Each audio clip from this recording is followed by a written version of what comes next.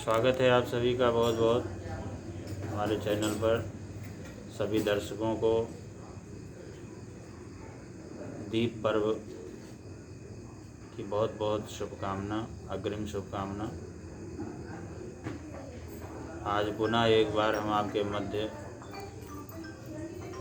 दीपावली से संबंधित चर्चा को लेकर के इस वीडियो के माध्यम से आपके समक्ष प्रस्तुत हैं। वैसे तो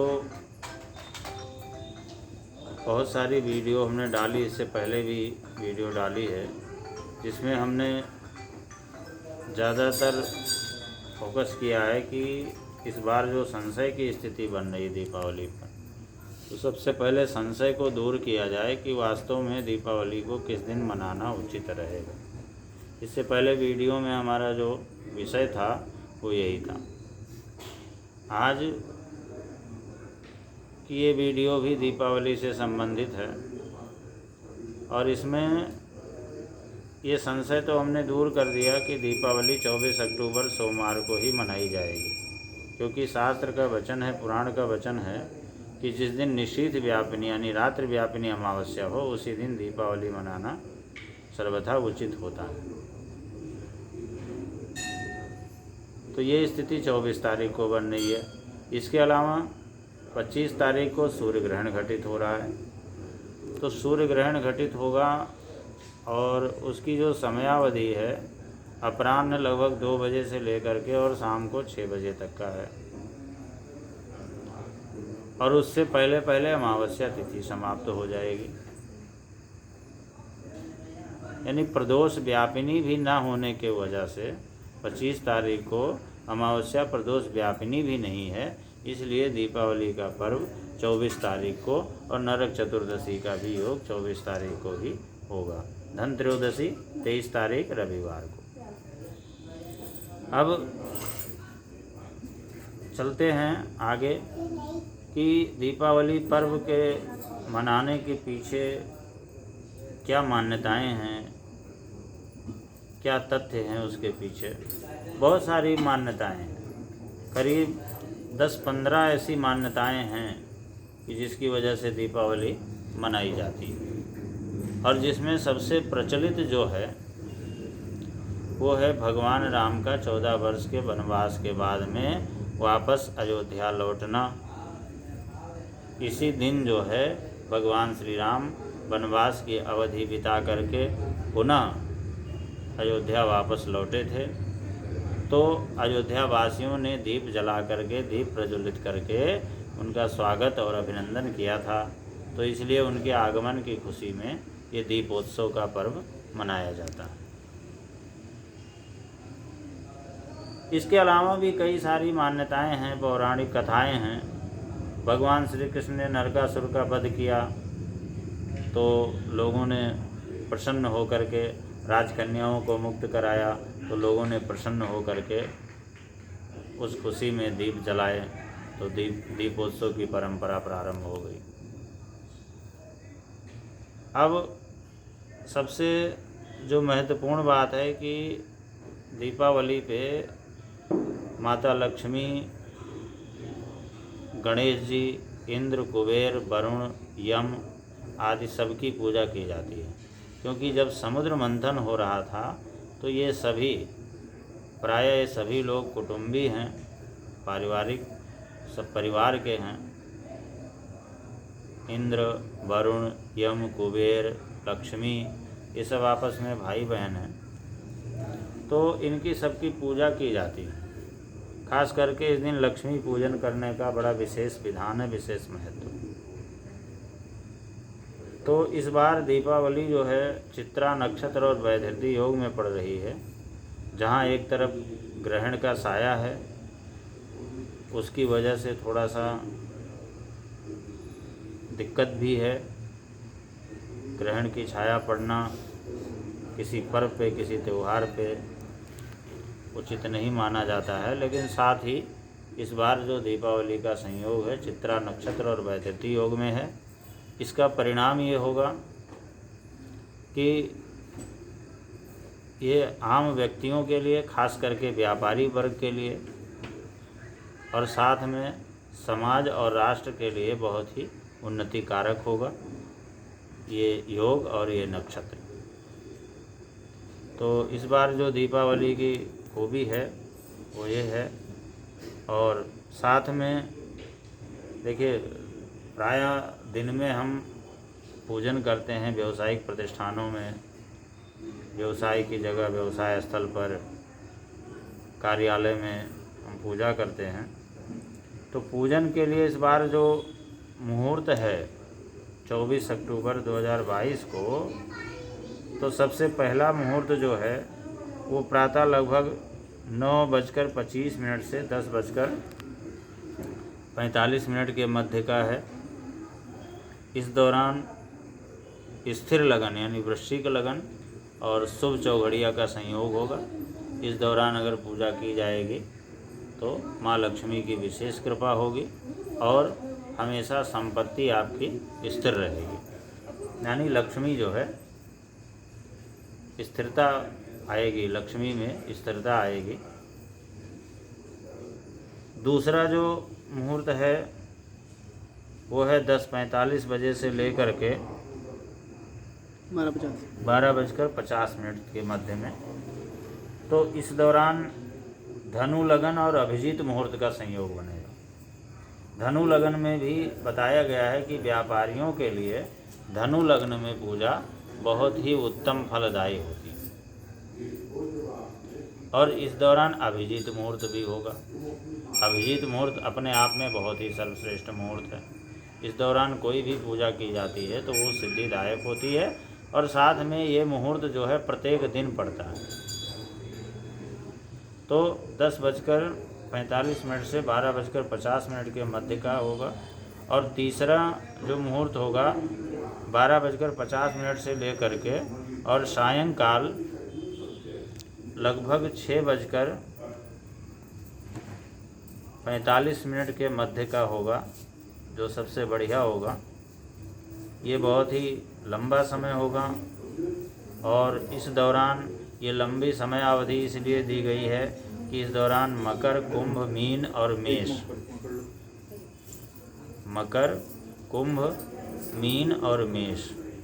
तो मकर लग्न में भी प्रशस्त कहा गया है क्योंकि महाराज शनि जो है लग्न में विद्यमान रहेंगे। तो ऐसे संयोग में पूजा करने से धन स्थिर होता है, स्थिरता आती है और रोजगार व्यवसाय के क्षेत्र में भी स्थिरता आती है। इसके बाद में आती है कुंभ लगन। कुंभ लगन जो कि स्थिर लगन है। स्थिर लगन में पूजा लक्ष्मी पूजन का विशेष विधान कहा गया है। और मीन लगन जो कि बृहस्पति की लग्न है, बृहस्पति की राशि है और बृहस्पति भगवान जो है इस बार मीन लगन में ही विराजमान रहेंगे। तो इसलिए ये मीन लगन भी बहुत ही प्रशस्त मानी गई है। और इसके बाद में आती है मेष लगन। मेष लगन शुरू हो जाएगी, लेकिन तभी जो है चर, लाभ और अमृत की चौघड़िया का संयोग बन जाएगा। तो इसलिए तीसरा जो मुहूर्त है वो 12:50 से लेकर के शाम को 6:45 के मध्य का है। इस दौरान ये जो 3 मुहूर्त हैं, इस दौरान व्यापारिक प्रतिष्ठानों में, कार्यालयों में पूजन करने का सबसे अच्छा से संयोग होगा, अच्छा समय होगा। इसी दौरान पूजा करें। और समयावधि के बारे में अगर किसी प्रकार का कोई संशय हो या न समझ में आया हो तो आप फ़ोन करके, फ़ोन के द्वारा संपर्क भी कर सकते हैं। अब आती है बात कि संध्या के समय जो हम गृहस्थी लोग पूजन करते हैं, घरों में जो पूजन किया जाता है उसका शुभ समय क्या होगा। तो घरों में पूजन करने का जो विशेष महत्व है वो प्रदोष काल का है। तो प्रदोष काल जो है सूर्यास्त से करीब 2.5 घड़ी, 3 घड़ी लगभग सूर्यास्त से लेकर के आगे तक का समय जो है प्रदोष काल का होता है। तो और वो स्थानीय सूर्योदय और सूर्यास्त के अनुसार उसको निकाला जाता है कि प्रदोष काल का वास्तविक समय किस शहर के लिए उचित क्या होगा।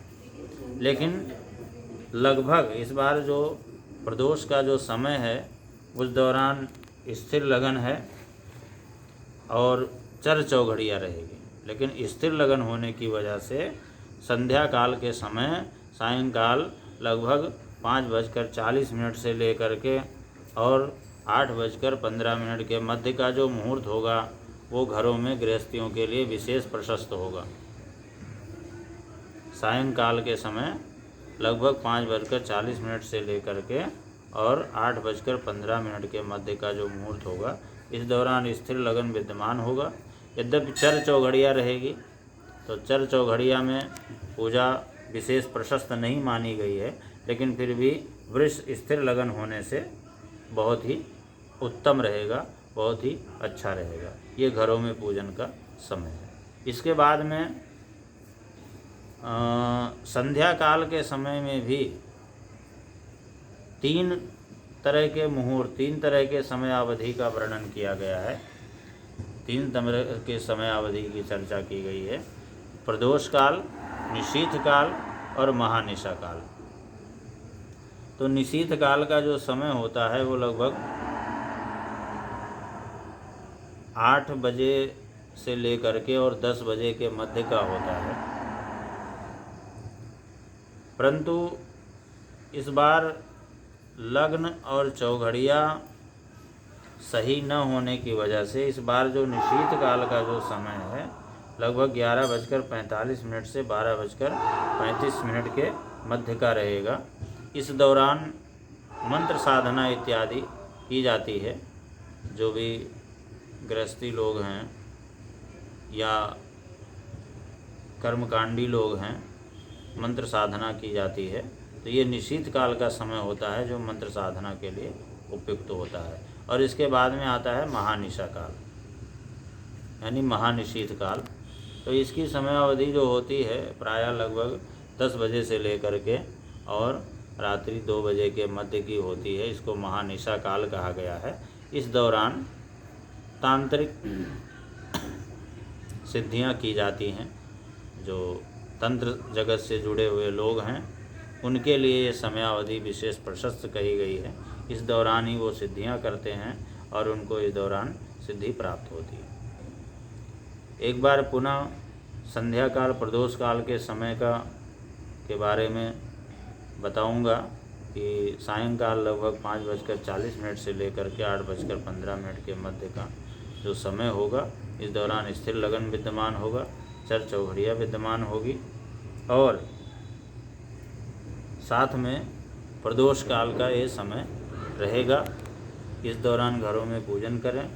और पूजन का विधान तो करीब करीब सबको पता होता है, लेकिन फिर भी एक बार मैं इस पर संक्षिप्त चर्चा करूँगा कि सर्वप्रथम एक लाल वस्त्र चौकी पर रख करके माँ लक्ष्मी की मूर्ति, गणेश जी की मूर्ति की स्थापना करें और उसको स्नान करा करके उनकी प्रतिष्ठा करें।